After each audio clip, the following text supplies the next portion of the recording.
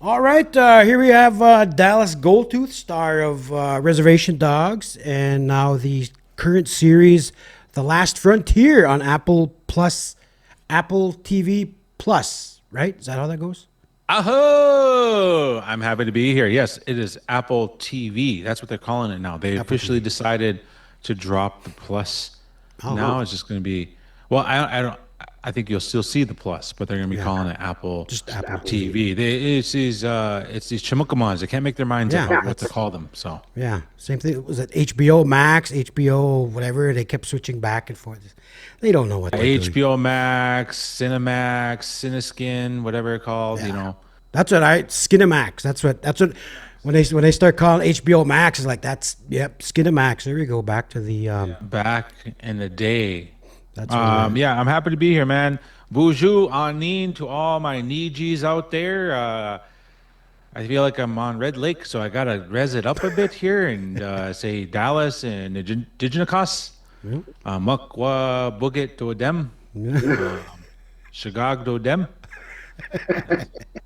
perfect. your mom and Dun Jabba.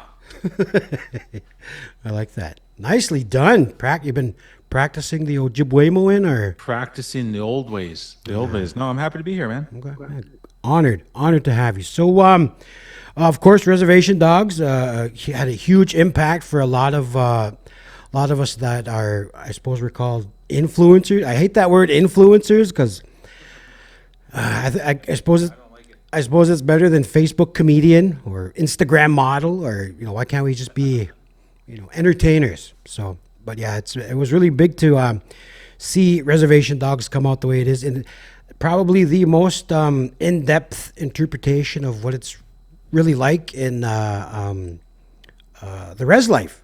But I don't know if I brought this up to you before. I think I brought it up to McGizzy when he was on too. Being that it was Reservation Dogs, I didn't see any actual res dogs. You walk around here up and down you were here a few weeks ago. Res dogs all over the place. You see one coming, you say, go on, lay down. I didn't see it. They don't have any in Oklahoma, or how's that work?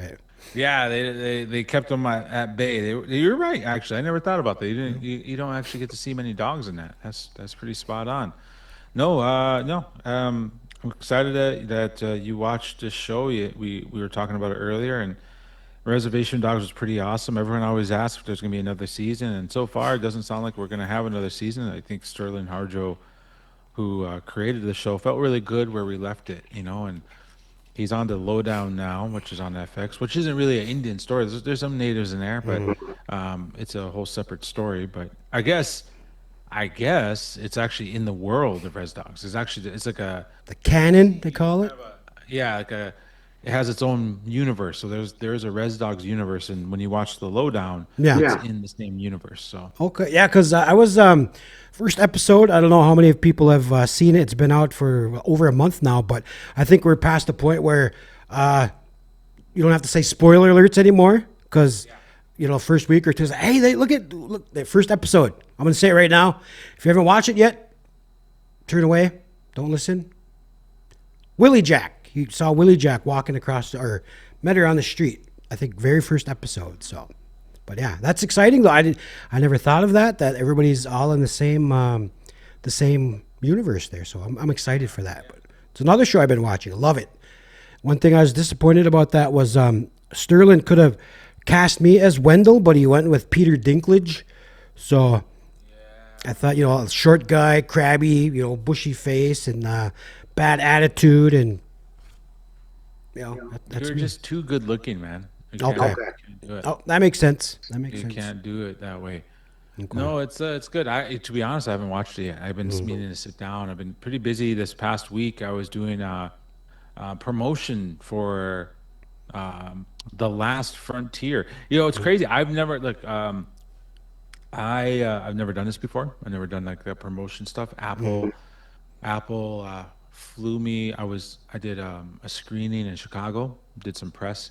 They went to Minneapolis for 2 days, and I was there. And dude, they freaking I talked to like I did three TV interviews, like six radio, couple podcasters, and then from there, I went to St. Louis, and I just got home yesterday. So it's been pretty intense past week, just trying to promote this, and it's kind of, I don't know, man. I'm new to it all, dude. Yeah. It's kind of crazy to picture that I get to do that. So yeah. What do they call those press junkets? Yeah, press junket. That's Yeah. what it is. Um, so it was pretty sweet. I kind of got repetitive after a bit. You Yeah. know, you're doing like 6 interviews in a day, and it kind of feel repetitive. But for them, it's new information. Yeah. So it felt good. I felt like I was able to. I felt good to be able to go to the cities to talk and see. I got to see my family. I got to see some folks I know, and then also it's cool to see local people on my Facebook see the videos online. So I'm like, Yeah. oh man, it's making an impact. So yeah. Yeah, it's I know there was a like the end of Reservation Dogs, like you said, you're still waiting, and maybe there was a chance of another season. But I remember, I think it was Sterling that said that there might be some other maybe future shows that have to do with Reservation Dogs. I don't know if like the characters, spin-offs would be probably something down the line, which is intriguing to me because I really liked where it was going with that. So I like, Matt, the way they ended it was just perfect. With the Fixico going out like that, and it was like a metaphor for the show, and it really left it where it really should have left, because it felt like after season 2, when they got to the ocean, I thought maybe they thought they're not going to get another season, and to see them. No, that's actually, you're spot on. We wrote, Sterling's approach was he wrote every finale as if it was the last one because you don't know. So we wanted to make sure at least if it ended there was at least a clean ending of sorts. Yeah. Yeah. So no, it was pretty great, man. I am was grateful to have been on Reservation Dogs. At this point I hope more people know it, but one of the main producers and writers for Reservation Dogs is my brother Migizi, Migizi Pensano, and he's a Gurno. He's from Red Lake. Back at town. He, he is also on Alien Earth, on FX. If anyone's our Alien fans, Alien Earth. That dude, I was about to drop an F-bomb.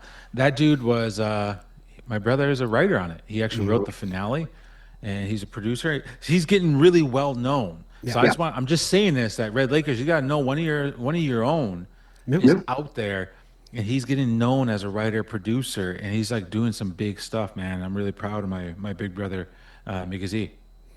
Yeah, he came on last summer? I think he just got back from Asia, where they were filming Alien Earth, and he was talking about. You couldn't really share too much about it, but he was pretty excited that they finished filming. Back, man. He'll give all the spoilers now. He'll do it all for season 1. Yeah. But look, I'm excited about Last Frontier. If you got a chance, if anyone's listening, you have a chance to watch it. It's on Apple TV, their app there. But it does. The show is Con Air meets The Fugitive. If you remember those. Exactly how I explained it today on air. What it happens is an airplane carrying a bunch of convicts crash lands in northern Alaska, and the U.S. Marshals, they are the federal agency that oversees prisoner transport.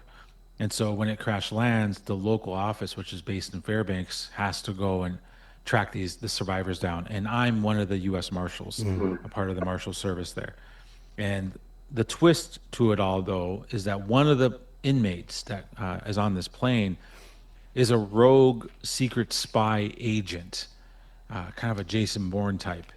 And the CIA gets involved, and we have to track down this guy. And the big question of the series is, who the hell is this guy?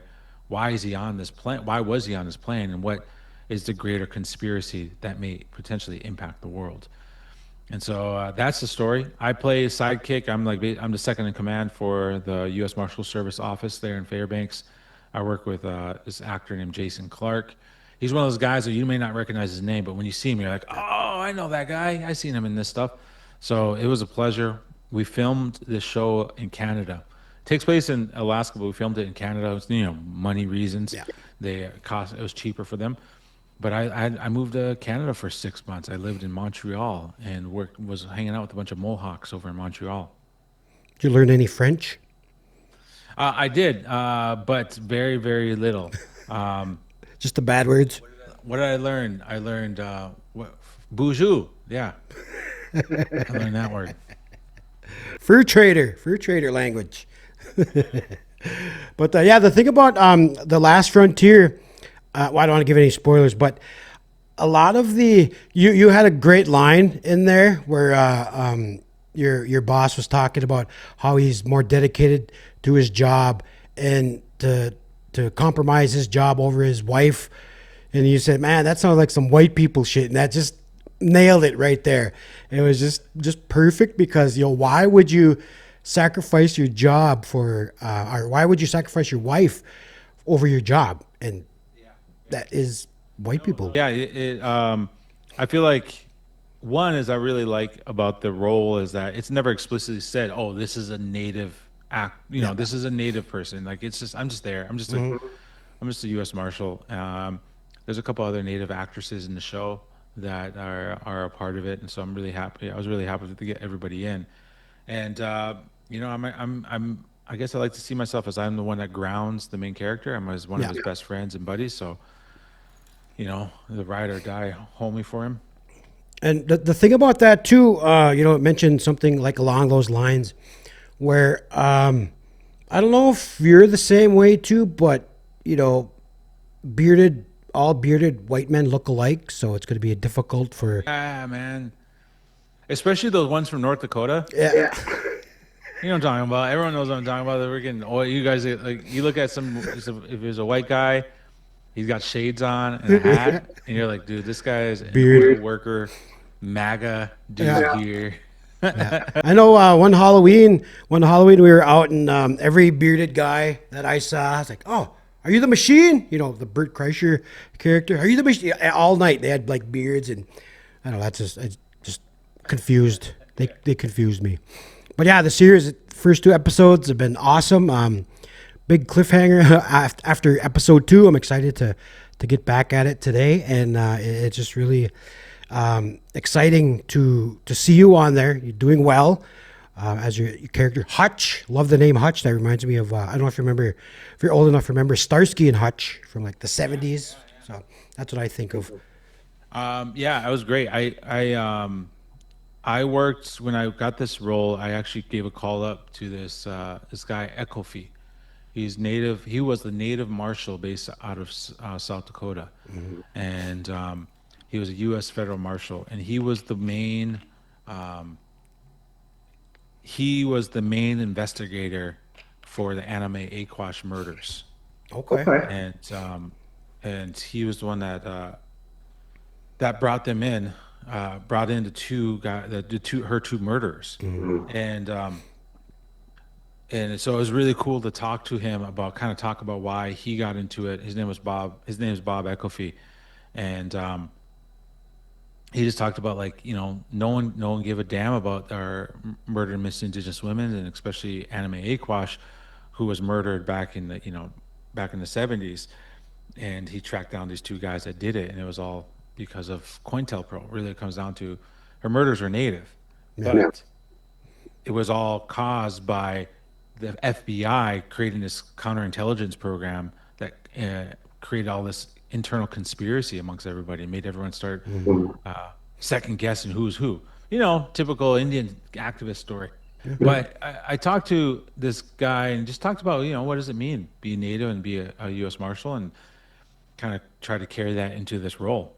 It's weird, man. I know it's weird because I'm an organizer. I've done a lot of crazy stuff, and I know some people are gonna be like, dude's playing a cop. Hey, man, I'm right there with you. It is an odd situation.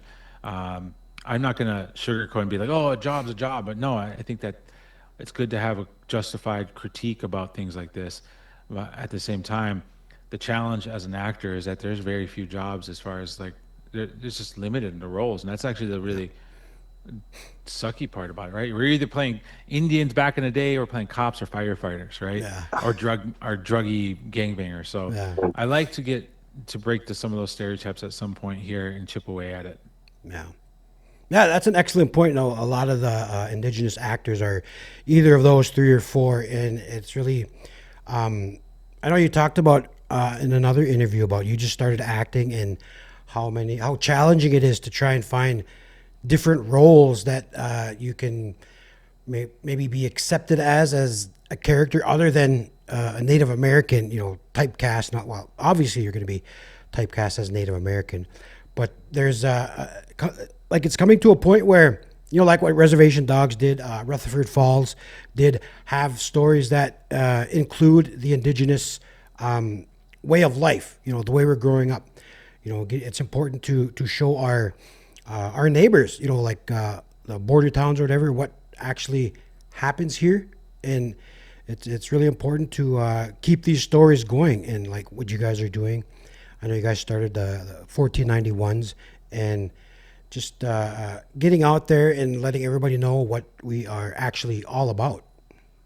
Yeah, no, I appreciate that, man. I try to do my best. Like, I recognize I have a lot of people that follow me on social media, and I have a responsibility because of that to uplift, stories and fights that are important to me, but also important to Native peoples. So, whether that's the fight to free Palestine, or it's ongoing issues here at home against ICE, like, I think that we have a responsibility as impacted peoples of colonization to speak up against injustice that happens anywhere else. So, like, I feel like I'm a part of that movement. Yeah, really important work you guys are doing out there, and it's just these are opening more doors, not just for yourself and your the guys you came up with, but also more indigenous entertainers. We have this. I suppose like a lot of others are out there doing the same thing and just kicking doors open, letting the rest of us through. And it's also important to get everyone's stories, because I know I think it was Tia Wood got the opportunity to go on a show with Shawn Mendes in Vancouver last week, like one of like the biggest acts going around. And I think just it's really important to That was pretty wicked, huh? Yeah, See that that? was. I was like, dude, that's pretty awesome to see her in that position to perform in front of all those people. But no, I'm really grateful for all the opportunities I have. Look, I recognize, like, I've had a lot of privileges to get to where I'm at, and I'm just really grateful for Indian country, for all the folks up in Red Lake. I know I have a lot of love for Red Lake. My dad, I have my family that all live up whether in Bemidji or an area, and last time I was there, I got told by like 7 different people, hey, just make sure you don't go in the lake. They're gonna arrest you. Don't go in the lake. They're gonna arrest you. I was like, all right, I got the message here. All right, and I was like, first of all, I'm pretty sure any tribal cop might give me a little break just because they might recognize me. So I'm like, they might not arrest me, but they might arrest you. I'm gonna just say that. But that's the privilege I carry, is that tribal cops know me. Dude, one time I was over in Montana, and this tribal cop, he came up to me. He's like, "Oh man, you're really funny." He was cursing around, and I was like, "Yeah, dude." I was like, he was like, "You should do a video." I was like, "Hey, you know what'd be a funny video is if you let me tase you." And he like stopped laughing. He just looked at me, and he's like, I wonder if I could do that. He said, "No, I can't do that. I can't do that. I'll get in trouble." Yeah, this dude actually thought about it. I was like, "Oh man, come on, let me tase you. Let me tase you." "Oh, I can't. I'll get in trouble. I'll get in trouble." I was like, "All right, man. I'm just gonna say, like, that's you have a right to let me tase you if you want." He legit thought it. I didn't get to tase the tribal cop. Someday I'll get to tase a tribal cop. Maybe Red Lake. You should have asked in Red Lake. They probably would. Red Lake, ahoo, in a good way. If you're listening to me, I let the William Knife Man tase you. For the team. For the people. For the people. Healing. Yeah. The healing. Healing for the people. Healing. Yeah. So with this series, I don't know if we're greenlit for season 2, or is this just what do you know so far? Yeah, man, we don't know, man. No word on whether we're gonna get season 2 for Last Frontier yet or not. I'm hoping the more views obviously helps, but I think hopefully we'll know before the end of the year. That's the hope, because it helps pay the bills, man. That's what comes down to.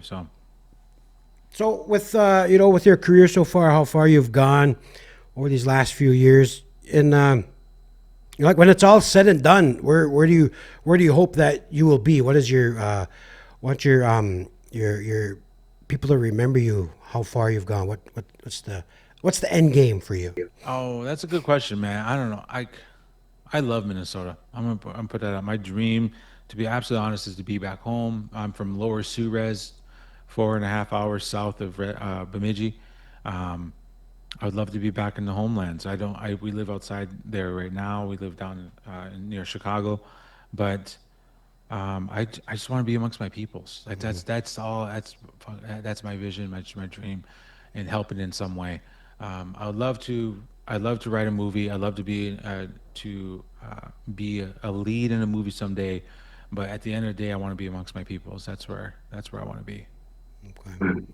Solid answer. I'm a little bit of a conspiracy theorist, and I go down many rabbit holes on TikTok, and the whole Diddy thing, the whole Trump thing and stuff like that. Whoa! Where are you going with this, brother? Where are you going with this? It's just, I sometimes worry about, like a lot of the indigenous entertainers that are maybe, again, this is just the way I think. I'm weird that way. And I believe that a lot of the indigenous entertainers are off limits because they're not down for all of the rituals and all that stuff. And that's just what I'm saying. So I know you guys are all going to be safe. You all look out for each other. That's the thing about the indigenous people. We all have each other's backs no matter what, no matter where you guys are going, and you're always supporting each other, which is very inspiring to see. That's one of my favorite things about seeing you guys reach that level of success, because there's no hater mentality out there. You guys are always there for each other, and that's what we all like to see. For sure, brother. No, thank you for that, man. But I do gotta get going. All right, totally understand. Appreciate your time, ladies and gentlemen. This is Dallas Goldtooth, and we will be watching the rest of The Last Frontier. Miigwech for coming on, brother. Yeah, Miigwech for listening to me, and Gigawabaman.